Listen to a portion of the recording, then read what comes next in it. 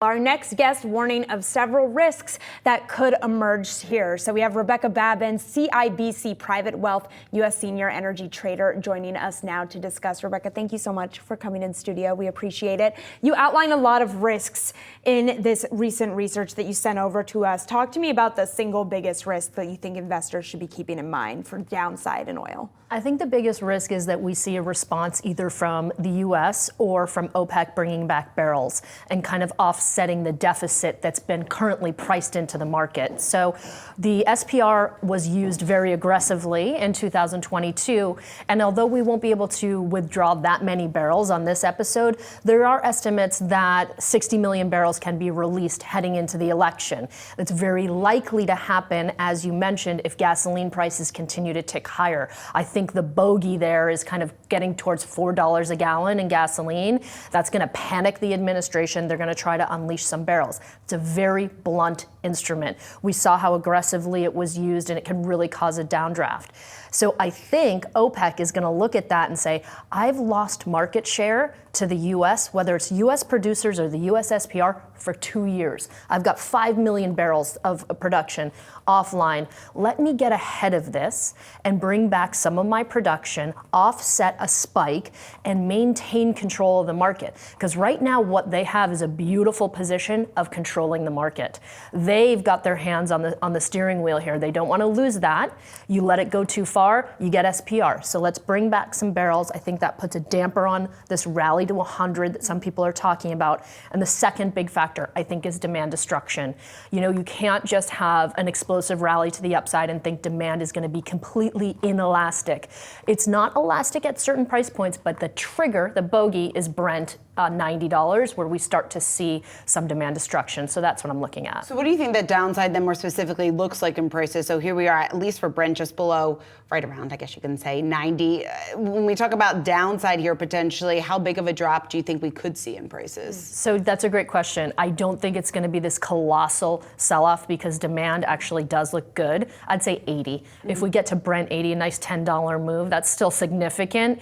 You start to look at reestablishing some longs, because ultimately the demand has looked pretty good. Supply is not exploding higher. U.S. production actually to start the year has been a little soft. I think it's going to come back, but there's this fear from 2023 where the U.S. overproduced estimates that it would happen again, and so far that's not happening. So I think the balances look solid to support, fundamental support 80 in Brent. How low would oil have to get for President Biden to not tap SPRs?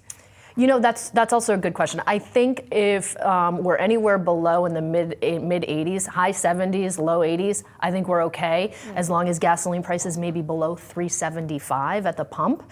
A little bit of that depends on how the narrative shifts going into this election, how aggressively he's attacked on that, what the rest of the inflation picture looks like.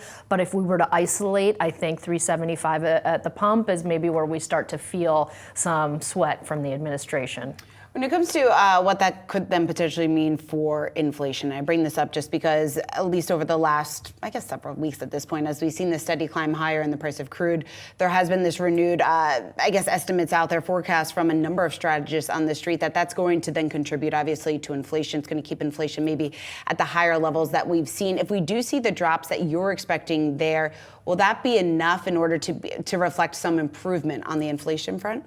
So good question. Again, I don't think it will, because I think they strip out energy because there's so much volatility, the core numbers, right? The core number is more reflective, and there's been such extreme moves in energy. And again, they can always fall back on that's geopolitical. That's outside our control. That's an ebb and flow. So I think it helps the broader narrative in terms of how people feel about inflation. And as we know, the Fed does look at those expectations about how what we're projecting and consumers feel about inflation as part of their process. But if we dial down into the hard numbers, I don't think it necessarily changes the picture. Right, it's more of a sentiment push than anything else, it sounds like. You mentioned the geopolitical, so I'm curious. We've got the Middle East, Russia, Ukraine, China, additional factors. Which of those do you think is the biggest risk in terms of downside risk for oil?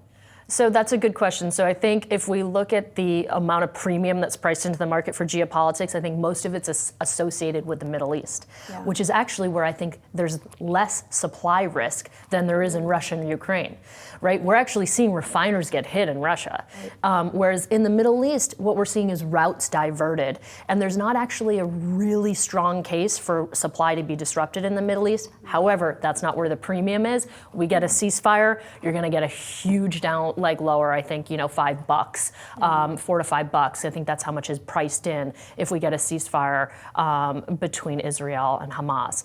I'm still watching Russia, Ukraine. I think that if that continues to escalate and we see more targets hit there, that's where real supply could get hit. So I think maybe the market's looking the wrong way when the puck is over there.